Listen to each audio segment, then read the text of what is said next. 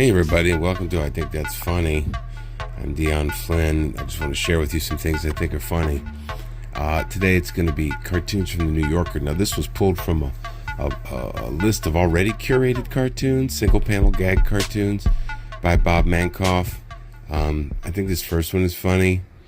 Face painting, $5. It's just the way this dude is laid back. He's looking out the side of his eye. He's backstage somewhere. I don't even know this. It implies that there's some other kind of event going on, and he's just one of the many things. But he just sort of half thought about this, and he's just gonna do something to your face. There's something funny about like face, you know. I had a drill sergeant that used to say, as a threat, "You better grab your face." I don't know what it meant. But there's just a pie in the face. Things in the face are funny. And this dude is about to put a big paint roller in your face. $5. It's a high price, too. You know, that's the other thing. And the cartoonist, Diffie, you know, he's thinking about all this. He's thinking about what's the right price. And he did a lot of thinking to prepare this little moment for you. And, you know, we only spend 4 to 7 seconds on a cartoon. And yet, I think there's more to get out of it, and that's what I'm here to do, is to drag it out. I want to drag it out and have you with me. This next one is where Earl gets his ideas. And this is funny for many reasons to me. First of all, again, something being done to the face. But this guy's fully dressed. He's in the tub. Tub is overflowing. You know, I get a lot of ideas in the tub as well. Maybe that's part of why this, speaks to me. But it's running over. He looks like James, whatever his name is, from the Actors Studio interviews. You know, he's got, like, kind of balding, but a beard, I guess. And he's proper. You know, his posture's just right. He's slightly overweight. And he's writing. You know, this pen and ink is not going to work in the shower. It's not going to hold up for long. And the water's spilling over. But it's like hitting him right in the face, and he's unperturbed by it, which is just great. Next, we have one by the editor of the cartoons, Bob Mankoff. I think it's one of his funnier ones. Broadman, after giving it much thought, I've decided to let you go for no apparent reason. That's a nice turn at the end. And it just points to the absurdity of, all of this dignified, busy work that everyone's always engaged in.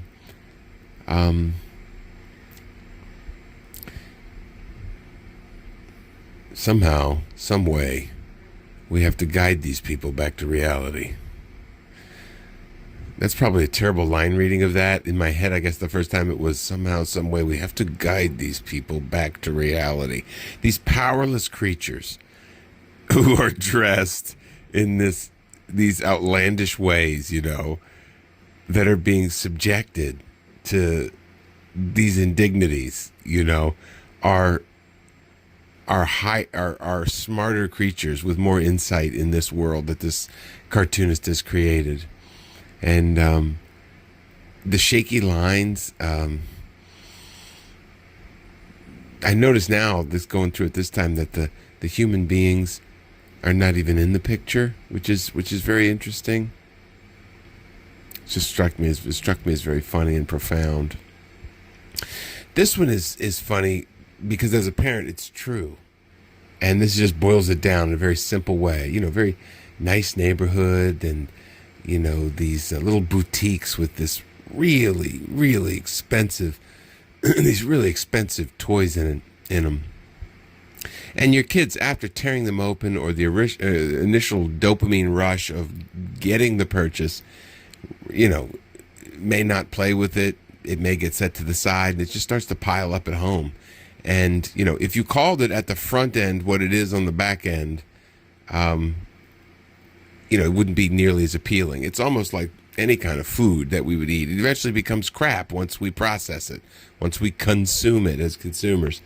And I think this boils it down nicely. I don't know if this cartoon is necessarily funny, but it's true. This one tickled me. Escher, get your ass up here. You know, MC Escher is now in trouble for his ways, you know, and, and on a construction site, the mathematical genius and the artistic excellence of MC Escher is not appreciated at all, because it gets in the way of what they're trying to achieve. And I just think it's a brilliant, like many cartoons, it's just another way of looking at something. And children think this way as well. Children and cartoonists think in the same way. Like, how many different ways can I look at this? Or children don't even set out to do it. They just, it's innocent and they're approaching something for the first time. And it can be very surprising when they come up with an idea. I thought this one was funny.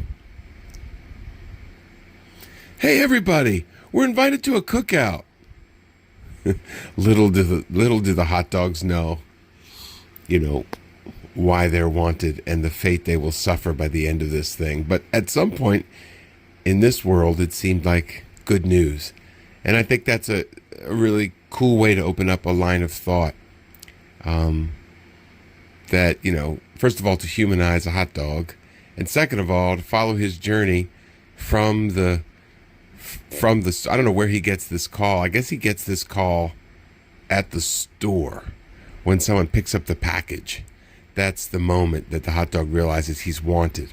And everybody likes to be wanted. And I think we all, you know, even if we're about to be engaged in something that's going to turn out terrible, there's a moment of being wanted, which can be very exciting. And that's the human, relatable part that this cartoonist has evoked. I won't say that's what he was going for, but he's definitely evoked that in me.